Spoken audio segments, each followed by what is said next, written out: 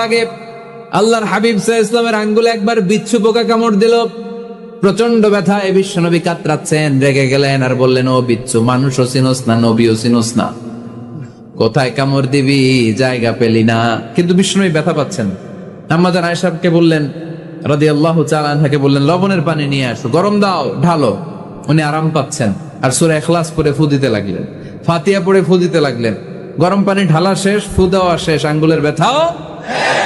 দেখছেন কি কম্বিনেশন, দোয়াও লাগে সাথে সাথে কি লাগে, দাওয়াও লাগে। দোয়া আর দাওয়া দুইটার সমন্বয়ে আপনাকে সফলতা দিবে কে? সফলতা একজনই দেয়, তার নাম জোরে বলতে হবে, তিনি কে? ব্যবসা যদি মন্দা থাকে, ব্যবসায় সফল হতে চান, সফলতা এনে দিবে কে? বিসিএস পরীক্ষা দিচ্ছেন, রিটার্নে পাশ করেন না, পাশ করায় দিবে কে? বিয়ের ব্যবস্থা হচ্ছে না, ব্যবস্থা করে দিতে পারে কে? পাসপোর্ট জমা দেয়া, হুজুর ভিসা লাগে না, হুজুর কিচ্ছু করতে পারবে না, করতে পারে একজন, চিল্লায় বলেন তিনি কে?